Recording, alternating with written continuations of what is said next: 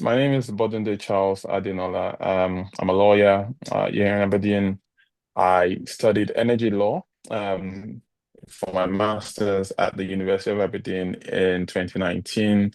Since then, I've practiced law in Nigeria and I've come back to the UK to not so much practice law, but engage in corporate law. So I look at contracts. That's what I do just now. Mm, That's very interesting. And why did you decide to study law in the first place? So for me, uh, it was more interest, So growing up in my family, my mom, she's a lawyer, my brother's a lawyer as well. So growing up, seeing kind of my mom do what she does, it kind of made me interested in the field, So I picked an interest in that from pretty young. And yeah, since then I've just kind of pursued it, and so far so good. I see. Nice, nice, nice. So, and why did you decide to do your master's in Aberdeen, and why particular energy law?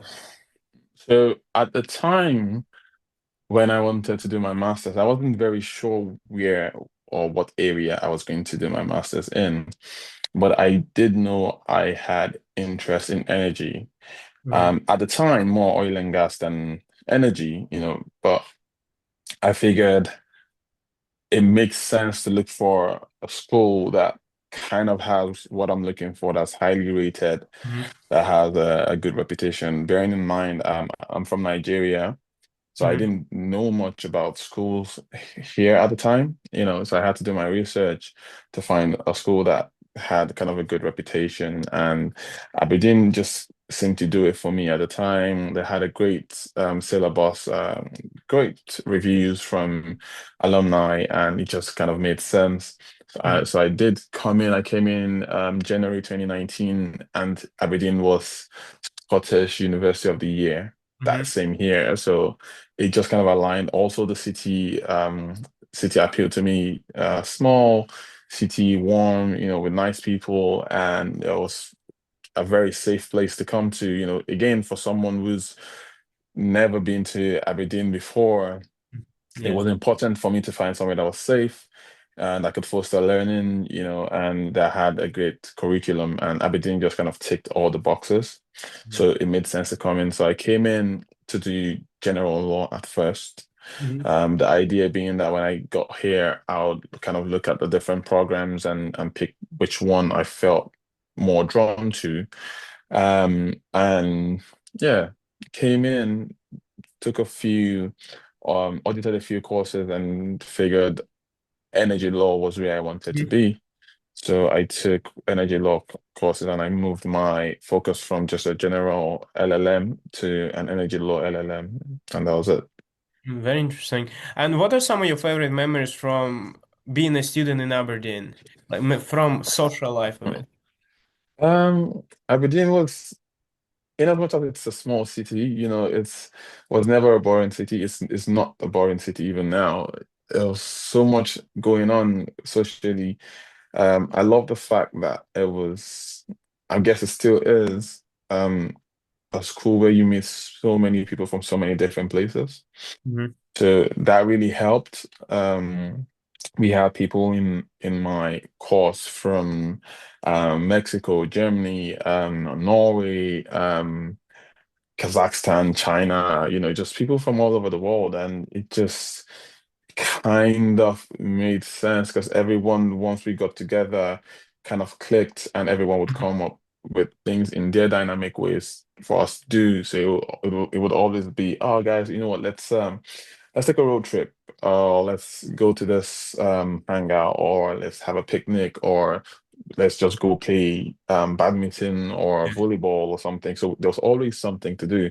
It was also good to kind of learn a lot about cultures, different cultures, not just cultures of the people I met in school, but also the culture of Scotland, and there's just so much. There's so much to do. In the space of 1 year, I can tell you it wasn't enough to learn and do everything that needed to be done. But yeah. Yeah, that's very nice. And how would you say studying law in Nigeria different from studying law in Scotland?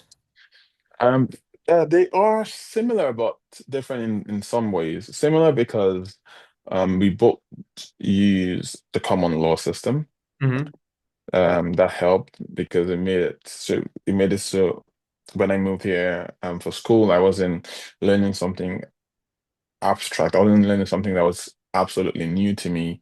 Mm-hmm. But at the same time, yes, there are some differences in kind of the way we were taught. The way even the way we were graded, and the kind of relationship like you have with your lecturers. In some ways, I'll give it to Aberdeen. In some places, I'll give it to Nigeria because there's just two different systems that provide support in two different ways. The general part of it, which is Mm-hmm. learning, I think I got the best of both worlds for that, but the kind of nitty-gritties, in some places access to resources or access to your lecturers and stuff. Yeah. Yes, those were different places. And in some of those, again, I'd say I had it better in Nigeria. In some, I'd say I had it better in Aberdeen. Yeah, that's very nice. And if you had to summarize your professional career, what would be key milestones in your journey? Um, so for me, my key milestones would be first deciding to study law. Mm-hmm. After deciding to study law, obviously getting called to the Nigerian bar, it's a huge deal. It's not an easy feat, and to be able to have done that was great for me. And then picking where to do my master's because that then shaped the career. I always knew I wanted to be a lawyer. I didn't know I was going to be an energy lawyer.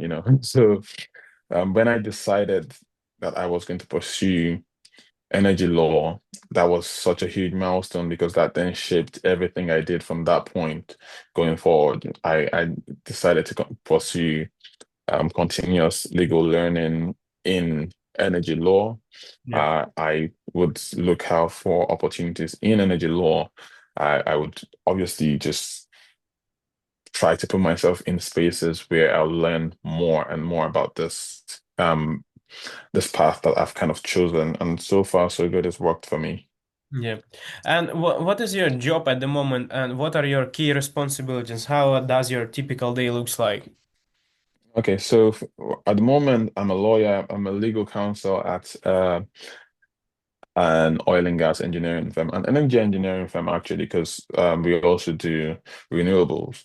Um, and what I do typically would be to look at contracts at the tendering stage. So when we are trying to win a contract, I would come in as legal support and have a look through the legal documents, send through, review them, if necessary, negotiate with the client, make qualifications, we see where we can kind of move while still protecting the best interest of the company and also being fair, obviously. So a typical day for me would be advising tender teams, reviewing contracts, negotiating contracts, just doing risk analysis as well. So just stuff like this is what I would typically do. Very interesting. And and what would be your advice for young students who study law, like how to best succeed in their studies and future career? So I would advise that you find um, a point of interest and pursue it shamelessly. Um, when you're young, you have all the time in the world, you have all the options in the world, and well, I'm still young. It's not like I'm old or anything. But what I mean is when you're a student, you have all the time in the world most times. You're able to just kind of consider different things and pick which one interests you the most. I would advise that once you find the one that interests you, you kind of go for that and pursue it. So for me, this played out in the sense of while I was in school, I would take internships.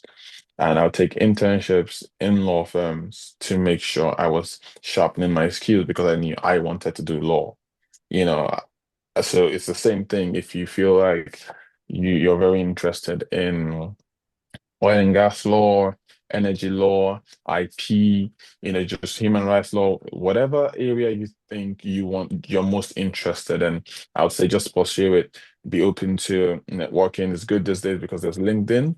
So be open to networking with people in that space, be open to learning more about that space, and just keep your ears to the ground about opportunities as well. Hmm. That's a great advice. And would you say networking is important in your industry? Working? Networking. Networking, yes, networking is important in, I'd say, any industry. Mhm. It's good, particularly as lawyers, and to be able to put yourself out there and create and maintain relationships. It's, dare I say, part of the job. It's important to be able to have people you can reach out to when you need advice, when you need someone to review something, it's very important and it's very necessary. So as much as you can, make sure to network. And it doesn't have to be anything dramatic. You don't have to go to all the conferences in the world to network. Again, this LinkedIn, it's easy to reach out to people, be polite, send them a message and say, "Oh, I see you're doing such and such in the area that I'm interested in. If you have any questions, you could ask them, or if you just need advice, you can ask them as well." Yeah, Yeah. thank you. And the last question is, what advice would you give to your younger self? Uh, for my younger self, I don't know. If I was going to give my younger self any advice, it would be more kind of focus earlier. So the same thing I'm saying, I was saying to the law students earlier.